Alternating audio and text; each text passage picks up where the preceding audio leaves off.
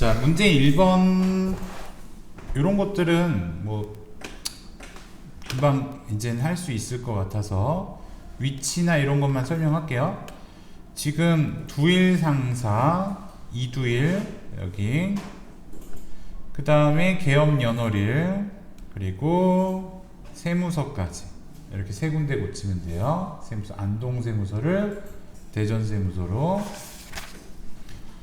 자, 다음으로는 전기분 재무상태표를 수정해 줘야 되는데, 지금 바드럼 같은 경우에는 숫자를 직접 고치면 되겠고 6,500으로, 차량운 방구의 감가상각 누계액도 직접 수정해 주면 되겠고, 그 다음 대변에 장기차입금 없으니까 하나 더 입력해 주면 되겠습니다.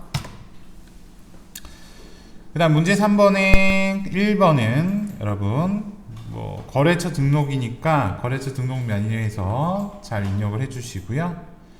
문제 3번에 2번은 거래처별 초기월 메뉴에서 해당하는 값대로 입력해 주면 되겠죠. 그래서 태양마트를 3,400으로, 애용전자 5,600. 단기 차입금은 은산상사가 2,000, 그 다음에 세연상사 2,200, 그 다음 종로가 아니라 인류로 바꿔야죠. 인류. 근데 안 바뀌면 F5로 삭제한 다음에 다시 입력하는 거예요. 그래서 인류. 자, 금액은 300이다. 자, 다음으로는 일반전표 입력으로 가서 거래 자료를 입력해보고 확인해 보겠습니다. 첫 번째 거래는 7월 3일날 거래가 있겠는데요. 자, 읽어볼게요. 거래처 대전 상사로부터 차입한 단기 차입금 800만원의 상환기리 도래해서 당좌수표 발행해서 상환했다. 수표를 발행했다는 것은 당좌예금으로 처리하라는 얘기고, 단기 차입금이 차변이고 금액은 800이고 거래처 입력해 줘야 되고 당좌예금에서 800이라고 입력해 주면 되겠습니다. 7월 10일 관리부 직원들이 시내 출장용으로 사용하는 교통카드 충전하고 현금으로 지급했는데, 거기 보니까 원래 500원 있었고요. 이거는 원래 있던 돈이니까 처리하지 마시고 5만원어치를 충전했으니까 여비교통비라고 처리해 주는 거예요. 출금이라고 입력을 하면 현금은 또 치는 거 아니니까 여비교통비라고 입력해주고 800번대 코드로 처리하면 되겠습니다.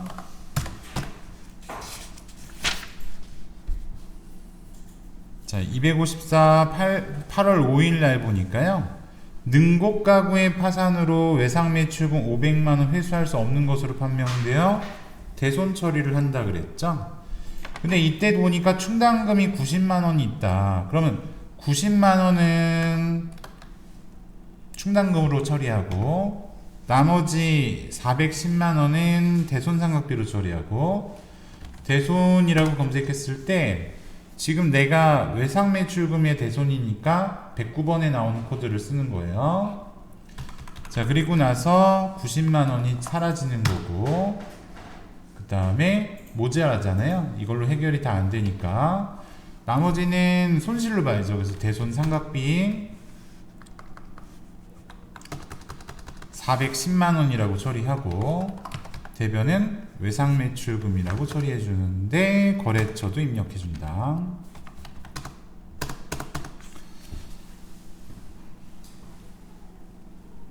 (8월 10날) 거래로 가보겠습니다. 8월 13일 거래로 가볼게요.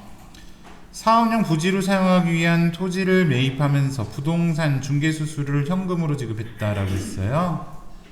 아니, 그러면 중개수수료는 땅 살 때 수수료니까 땅값에 포함시켜서 처리해줘야 되겠죠? 토지라고. 8월 13일은 차변이 토지, 현금이니까 대변의 출금, 현금. 그래서 차변을 토지라고 입력해주고 100만원 입력한다. 9월 25일 임대인에게 80만원, 영업부 사무실 임차료 75만원, 건물관리비 5만원, 보통님 계좌에서 이체해서 지급했다. 하나의 전표를 입력할 것. 9월 25일은 차변의 임차료 계정코드 800번대. 또 하나 그 건물관리비라 그랬죠 여러분. 건물관까지 치면은 건물관리비 계정 과목이 나오는데 5만원으로 입력합니다. 대변은 보통리금 10월 24일자 거래 정풍상사에 판매하기 위한 상품의 상차 작업을 위해 일용직 근로자를 고용하고 일당 10만원 현금을 지급했다. 기억을 할 수 있을까 없을까? 일용직의 일당은 잡급이라고 해줘야 되죠 여러분. 그래서 10월 24일은 출금으로 입력해도 되겠네요. 잡급 800번대 코드 10만원. 11월 15일 아린상사에서 상품을 4,500만원에 매입하기로 계약하고, 계약은 거래가 안 되는 거죠. 그래서 10%는 선급금이고 당좌수표 발행해서 지급했다. 당좌예금. 차변이 선급금 아린상사 450만원. 대변은 당좌수표 당좌예금으로 처리가 되겠죠. 23일 영업부에서 사용할 차량을 구입하고 카드로 결제했는데 그 국민카드라고 그랬죠. 옆에 보니까 2천만원이에요 11월 23일 차변은 차량 운반부, 대변은 미지급금 국민카드라고 입력하세요. 그 카드 거래는 여러분 내가 카드사에다가 돈을 미지급한 거라는 거. 그래서 여기 박미라가 아니라 자동차 얘한테는 미지급이 아닙니다. 자, 다음은 문제 5번이에요. 고치러 가는 거죠. 문제 5번 오류 수정 8월 16일 날짜로 보겠습니다. 자, 보통리금 계좌에서 출금된 100만원은 임차료가 아닌 경위상사에 지급한 임차보증금으로 확인됐다. 그럼 여러분 임차보증금이 자산 과목인 거 알고 계세요? 그래서 차변에 와야 되죠. 임차보증금 거래처 쓰고 경의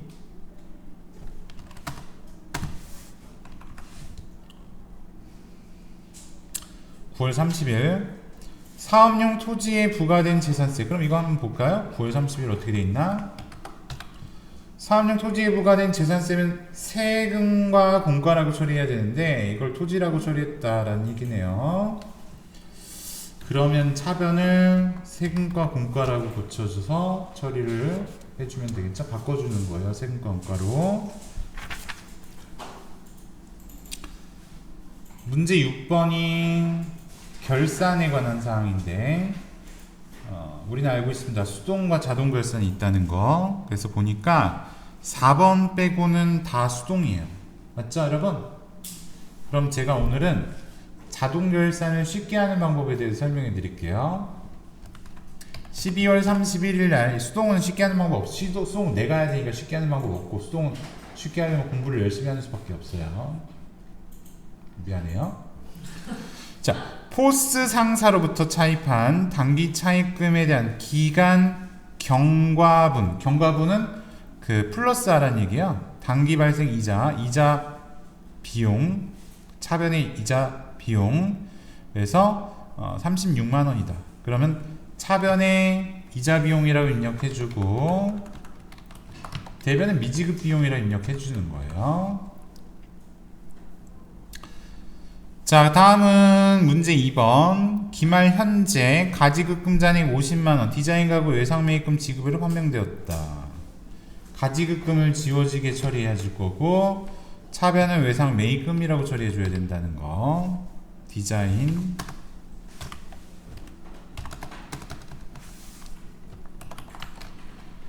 자, 그리고 대변은 가지급금 과목을 써주면 되겠습니다.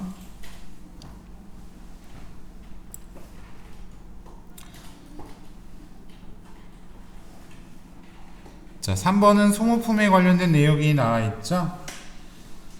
결산일에 필요한 회계 처리를 하는데 소모품 구입 시 전액 자산으로 처리했었다. 자산이라는 건 나에게 소모품이 있다는 뜻으로 이해가 되시죠, 여러분?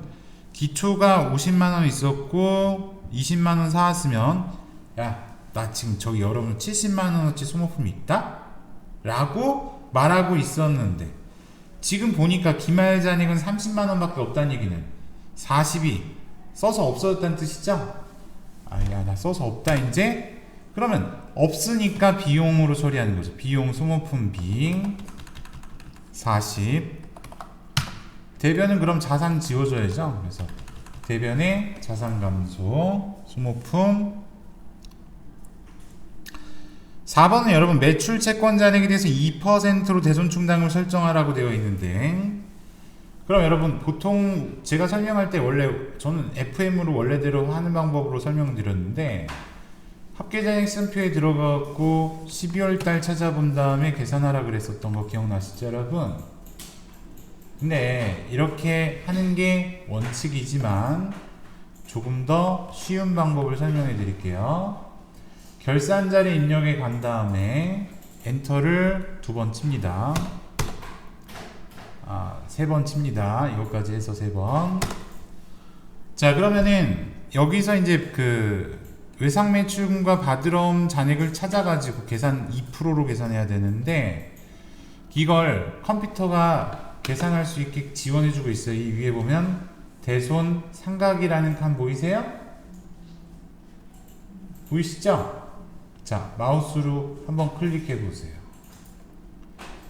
자, 그럼 대손율 몇 프로로 설정하라고 했을까요? 2% 맞나요? 그럼 여기 파랗게 1%라고 써있는 거 2로 고치면 되겠죠? 그럼 얘를 2로 먼저 고치세요. 그리고 엔터 치세요. 그럼 지가 알아서 또 2%로 딱 다시 계산해 줍니다. 그런데 말입니다. 얘가 설정하려고 하는 것이 외상 매출금하고 받으러옴이고 거기에 단기대여금이나 선급금도 포함되어 있어요? 안 돼 있어요? 단기대여금이나 선급금에 대해서는 안 돼 있죠? 설정하라는 얘기가 없죠? 그런데 여기 금액이 들어가 있으니까 이럴 때는 여러분 마우스로 클릭한 다음에 스페이스바를 한 번만 누르세요. 그리고 엔터 치세요. 그리고 또 밑에 것도 스페이스바 누르고 엔터 치세요. 그럼 이렇게 하니까 내가 필요한 거 2개만 남겨놓고 다 지워버리죠? 여기까지 지금 따라오고 계세요?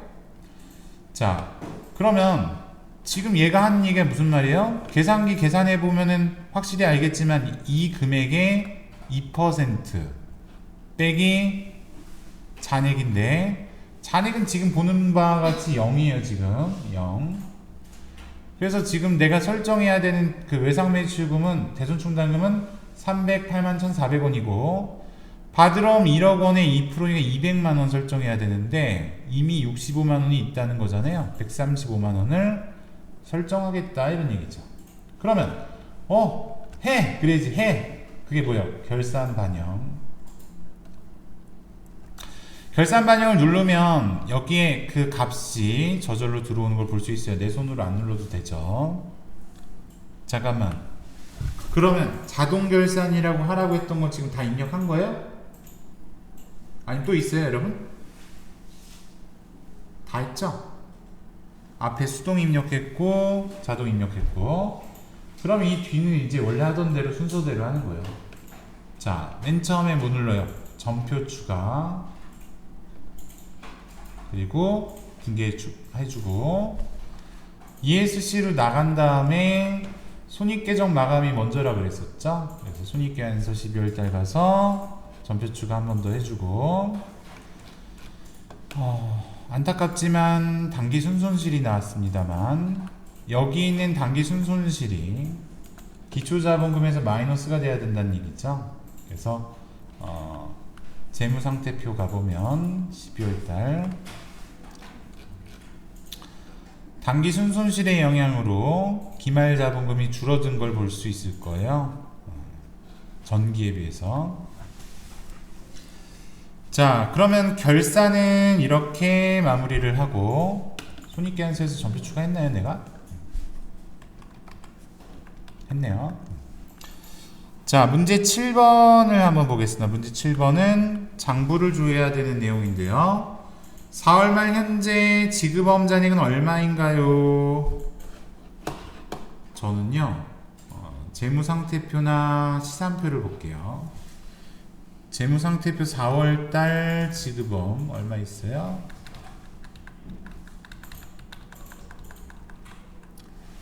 1억 3천만원 맞을까요? 두 번째, 5월 1일부터 말일까지 기간에 외상매출금 회수액은 모두 얼마인가? 5월 한 달만 보는 거죠. 계정별 원장을 보던가 월계표를 보던가. 외상매출금 회수니까 대변 보는 거예요. 그런데 이게 좀 왠지 믿음이 안 가요. 6천만 원이라고 적혀 있는데 계정별 원장 한번 더 볼게요.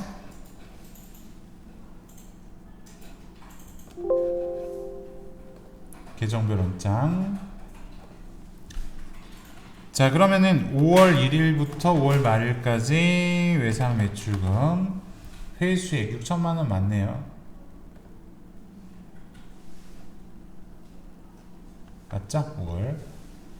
전월 2월까지는 볼 필요가 없어요. 5월 것만 보는 거니까. 상반기 중에 복리후생비 지출액이 가장 적은 월과 그 월의 복리후생비 금액이 얼마인가? 총계정 원장에서 확인하는데 1월부터 6월까지 복리후생비 지출액이니까 비용 발생은 차변에 써야 되니까 여러분 그 중에 제일 적은 거 차변 중에 제일 적은 거 30만원 있죠? 여기서 답은 30만원이다 라고 적으면 되겠죠? 여러분 여기다 적는 거 알고 있죠? 여기다. 그래서 다 하고 나서 마지막에 답안 저장 눌러주는 거예요. 시험장에서는. 여기선 눌러도 그만 안 눌러도 그만이지만. 여기까지 실기 시험 문제 설명을 마치겠습니다.